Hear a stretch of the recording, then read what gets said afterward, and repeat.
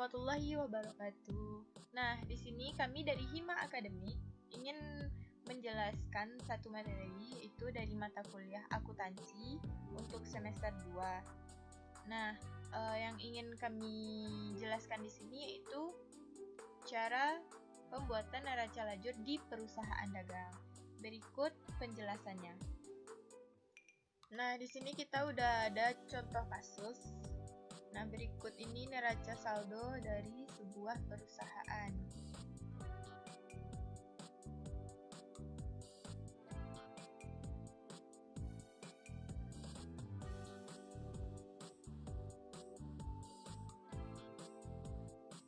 Nah, langsung kita ke soal data penyesuaian tanggal 31 Desember 2000X. Yang pertama yaitu mengenai peralatan kantor dan gedung. Masing-masing disusutkan sebesar 20% dan 5% setahun dari harga beli. Selama tahun 2000X tidak ada pembelian baru. Nah, untuk peralatan kantor di sini, berarti kita harus lihat dari neraca saldo yang sebelumnya sudah diperlihatkan. Nah, peralatan kantor itu sebesar 3.000 di neraca saldo. Tinggal kita kalikan dengan 20% dan mendapatkan hasil 600. Dan untuk gedung juga seperti itu. Kita ambil dari neraca saldo 10.000 dikalikan dengan 5%. Maka hasilnya 500. Nah, jadi bentuk jurnalnya sebagai berikut, di mana depresiasi penyusutan beban peralatan itu letaknya di debit sebesar 600. Nah, jadi kita tinggal menyalin hasil ini ke jurnal. Dan pasangannya yaitu akumulasi penyusutan peralatan kantor yang letaknya di kredit. Lalu untuk gedung, itu depresiasi penyusutan gedung di debit sebesar 500 dan akumulasi penyusutan gedung sebesar 500 di kredit. Nah, jadi pasangan untuk penyusutan akan selalu seperti ini, di mana depresiasi pasangannya itu akumulasi. Depresiasi di debit dan akumulasi di kredit. Lanjut yang kedua, persediaan barang dagang per 31 Desember. Berdasarkan perhitungan fisik tercatat sejumlah 3.500. Dalam jumlah ini sudah termasuk pengembalian barang dari PT Makmur sejumlah 330 yang sampai dengan tanggal 31 Desember 2000X belum dicatat. Otomatis kita harus mencatat kembali. Di sini kita memiliki dua cara. Cara pertamanya, nah ini cara pertama, di mana persediaan awal neraca saldo ada 4.800 kan, dan untuk retur ada 330, dan persediaan akhirnya 3.500. Jadi kita di sini tinggal menyalin, di mana ikhtisar laba rugi di debit sebesar 4.800. Lalu persediaan di kredit 4.800. Nah, gunanya dibikin ikhtisar laba rugi dan persediaan yang untuk neraca saldo awal itu supaya menghilangkan dan menimbulkan yang baru. Yang baru yaitu di persediaan akhir ini yang 3.500. Maka ditambah lagi jurnalnya persediaan di debit sebesar 3.170. Kenapa 3.170? Karena kan tadi dia mengatakan bahwa retur belum dicatat. Otomatis kita mengurangkan 3.500 dikurangkan dengan 3.330, maaf. Nah, jadi hasilnya itu 3.170. Dan retur kita juga bikin di sini 330, dan untuk ikhtisar laba ruginya di kredit sebesar 3.500. Dan untuk cara kedua itu lebih gampang.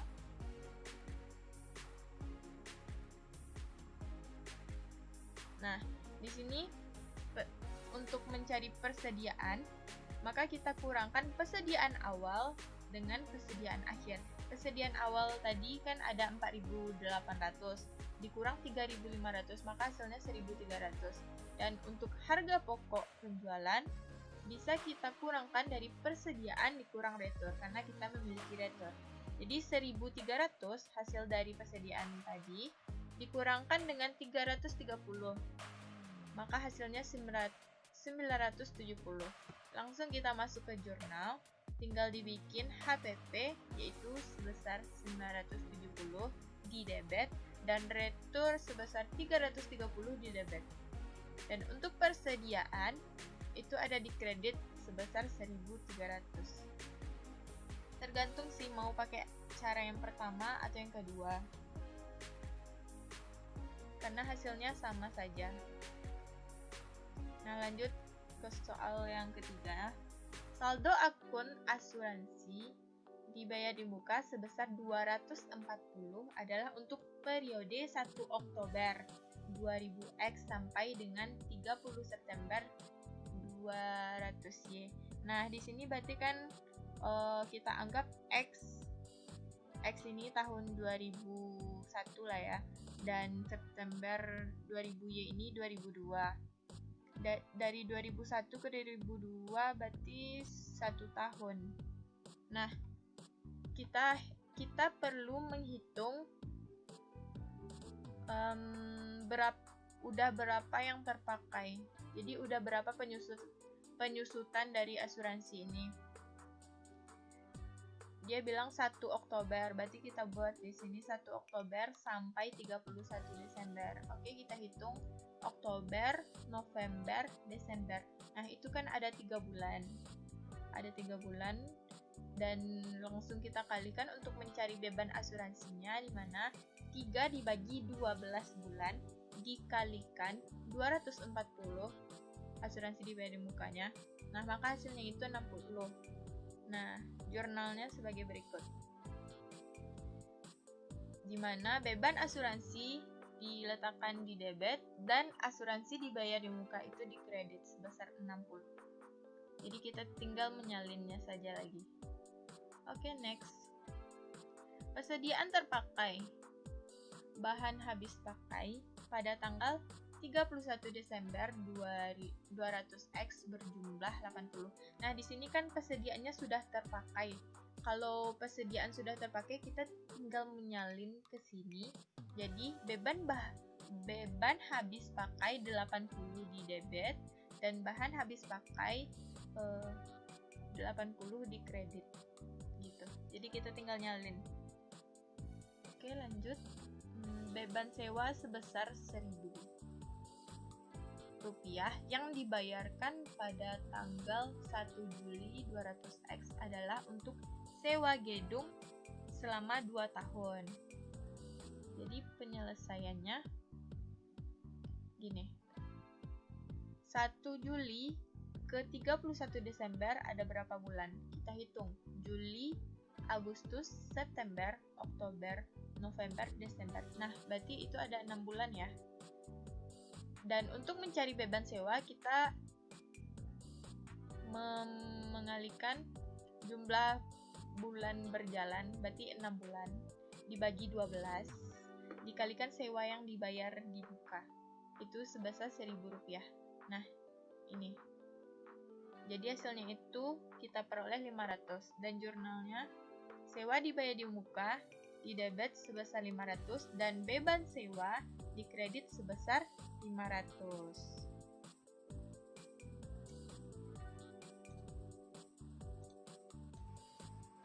Nah, inilah neraca ledger dari soal yang kita buat tadi.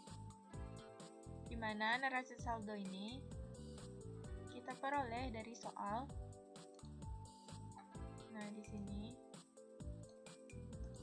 Jadi, kita pindahkan semua neraca saldo yang ada di sini ke neraca ledger. Tepatnya di neraca saldo, di bagian neraca saldo. Dan untuk penyesuaian, nah ini penyesuaian yang kita kerjakan tadi. Jadi ini tinggal disalin ke neraca ledger. Dan untuk neraca disesuaikan itu penjumlahan dari neraca saldo dengan penyesuaian gitu. Nah, ini kasnya tidak ada penjumlahan ataupun pengurangan, berarti kita tinggal nyalin aja ke neraca saldo disesuaikan. Nah, 1650. Begitupun dengan piutang juga tidak ada perubahan. Nah, untuk di persediaan barang dagang, nah, di sini kan ada 4.800 persediaan dagang awal. Dan di penyesuaian, kenapa ini ada dua? Karena tadi kita pakai yang cara pertama. Masih ingat? Nih, cara pertamanya sisa laba rugi 4.800, terus persediaan 4.800 di kredit. Nah, persediaan juga di debit sebesar 3.170. Jadi kita menutup dan membuka kembali akunnya. Nah, kita kembali ke sini. Nah, jadi kita tinggal kurangkan 4.800 di debit dikurang 4.800 di kredit, berarti hasilnya 0 ya. Jadi kita tinggal nyalin yang di debit ini. Ini sisanya. Nah, kita salin ke sini. Oke, untuk asuransi di biaya di muka itu 240 dikurangkan dengan 60 karena di kredit. Jadi hasilnya 180. Lalu bahan habis pakai 190 dikurangkan 80. Jadi 110. Nah, untuk akumulasi penyusutan itu kita salin.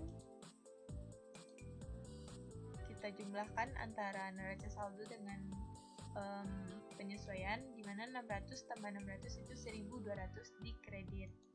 Oke, terus gedung tidak ada penambahan. Lalu untuk akumulasi penyusutan gedung bertambah di penyesuaian, jadi jumlahnya 1.000. Nah, ini kita salin semua sama ya. Nah, untuk ikhtisar laba rugi yang ini tidak kita kurangkan atau jumlahkan karena berarti kita salin dua-duanya ke sini, ke neraca saldo disesuaikan. Lalu retur, oke, ini tinggal salin. Nah, untuk pembuatan laba rugi itu kita mulainya kita salin dari penjualan. Nah, dari penjualan ini semua dari penjualan, pembelian, terus semua beban-beban masuk ke neraca laba rugi. Kecuali akumulasi penyusutan gedung dan sewa dibayar di muka itu masuk ke sini ya, ke neraca. Karena dia bukan beban. Dia akumulasi penyusutan dan sewa dibayar di muka. Itu letaknya di neraca. Jadi kita salin yang untuk laba rugi ini semua. Oke, nih. Kelihatan ya.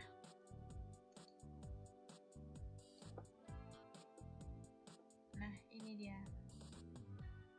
Jadi tinggal salin 16.000, 8.000 semua dan didapatkan hasilnya ini.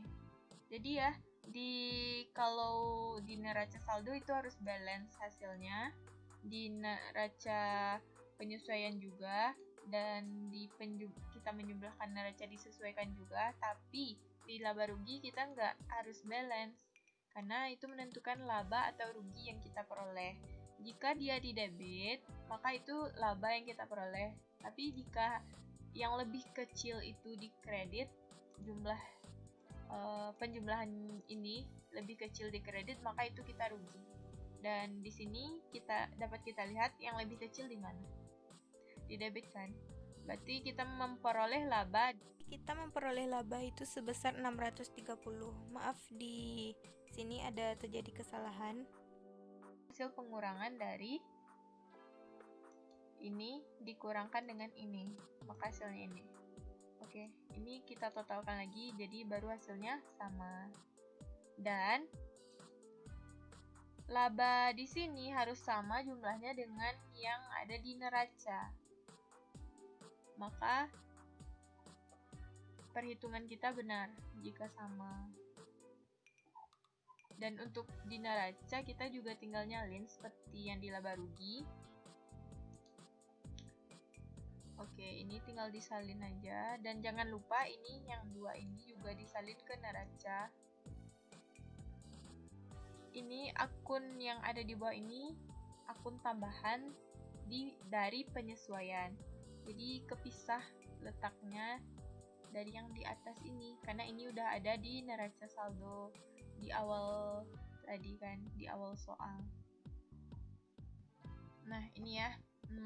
Ini jurnal tadi yang bagian depan saya hilangkan sebentar.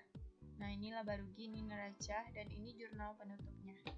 Nah, dapat kita lihat di sini penjualan, pembelian ini masuk semua, dan ditambah modal dan prefay juga masuk ke neraca itu jurnal penutup. Nah, gimana sih cara bikin jurnal penutup? Itu kita tinggal balikkan.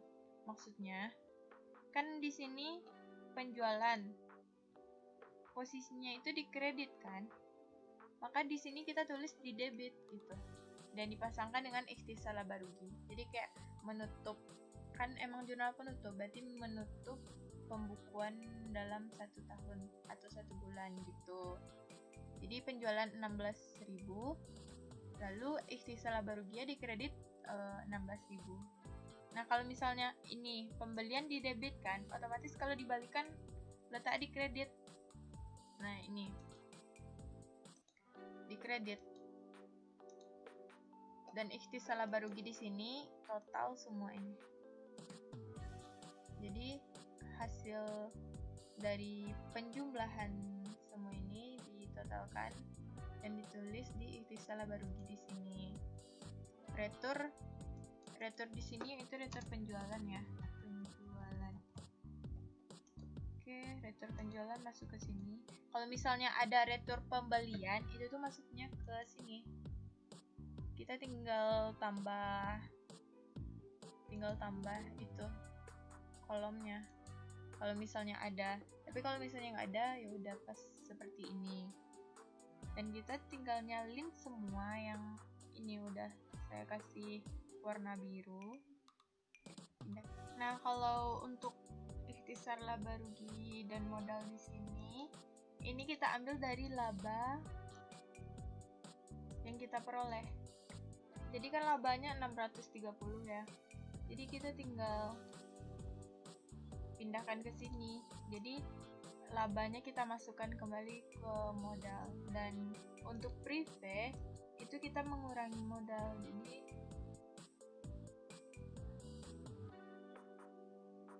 modal di debit dan prefay di kredit, sehingga modal berkurang sebesar 1.400. Nah, tinggal ditotalkan, maka dapat hasilnya 31.430. Oke, thank you teman-teman. Sekian penjelasan dari saya. Jika masih ada yang belum dipahami, silahkan hubungi Hima Academy. Sampai jumpa di lain waktu. Bye-bye. Wassalamualaikum warahmatullahi wabarakatuh.